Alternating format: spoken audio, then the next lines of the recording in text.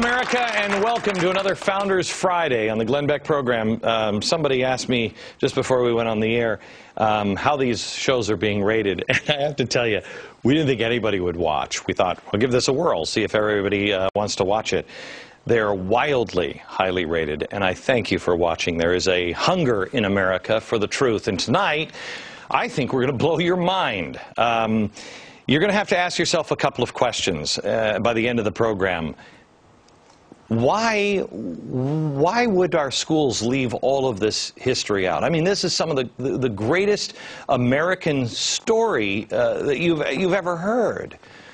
Why would they do that? And it's everywhere. You just don't know where to look. If you take a look at the revolutionary paintings of revolutionary times, here it is. This is a Boston Tea Party. Bunch of white guys, and then these people strangely looking like Indians, and they're not.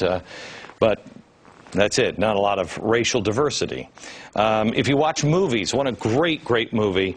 This is John Adams. You watch John Adams, and you don't see a lot of racial diversity. I'm currently watching Johnny Tremaine.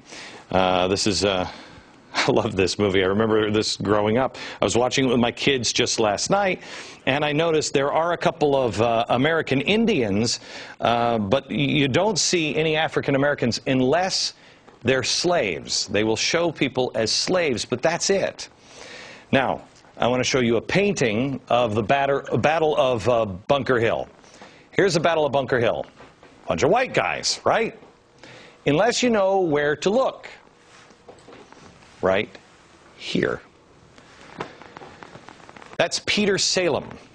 He was actually the hero of the battle. It doesn't look like he's a hero there. He looks like he's cowering behind the white guy with a sword. He was the hero of the battle. And he saved scores of American lives that day. Why don't we know this? Look at the picture of the Battle of Lexington. 150 Americans. There it is. Do you see any faces of color in this painting? They were all members of the Reverend Jonas Clark's church. They went out. They were actually, if I'm not mistaken, David, they were in church at the time, right? He called them together at church, okay. Yes. So we called together at church and then said, let's go! And they went to defend their town. When the shot heard around the world was over that day, there were 18 Americans lying on the ground. What you don't see in this painting are the equal numbers of whites and blacks. They were white and black patriots. It was a mixed church. Did you even know that happened? One of those injured patriots on the ground in this painting was a black man named Prince Estabrook. I bet you never heard of Prince Estabrook before. How about the painting of George Washington crossing the Delaware? Bunch of white guys, right? No. Look here, African American, helping row the boat across. You know what his name was? Prince Whipple. He fought alongside Washington during the Revolution. Take a look at this one, this painting of, this is the Marquis de Lafayette. If you look at this, you just think, oh yeah, and then he made his slave dress up like I don't know what. But that's what you would think, right? This guy is incredibly important. This guy may have won the Revolutionary War. James Armistead was his name. How did he win the Revolutionary War? Double spy. I'm going to let David tell the story here in a minute, but basically the Brits thought that he was spying for them, but he was spying for General Washington. He'd give the Brits bad intel and reveal the good critical information to General Washington. Did you know this story?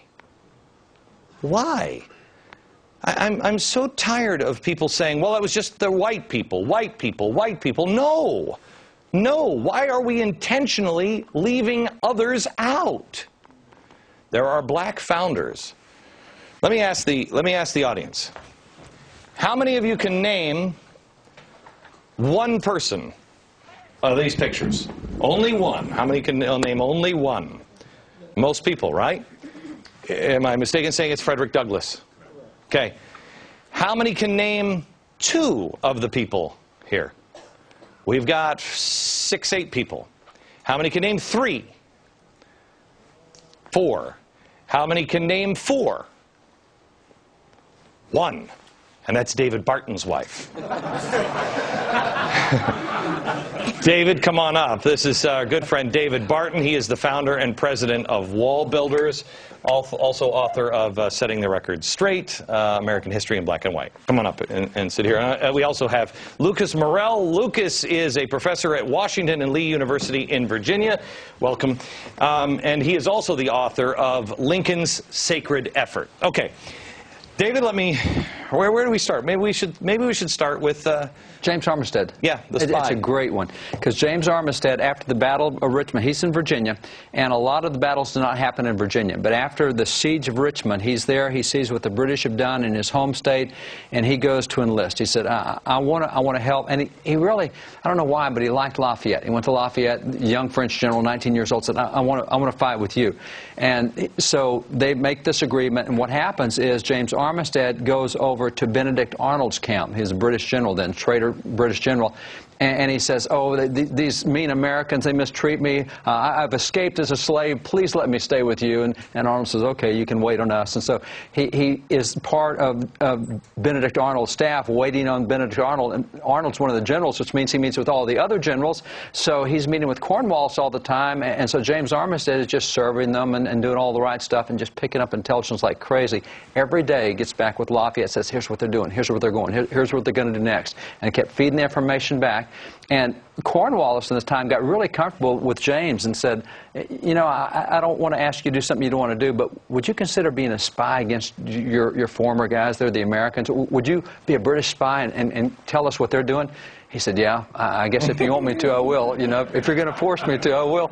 So he goes back. It'd be tough getting across the lines, though, but I'll risk it for you. I'll try it. Right.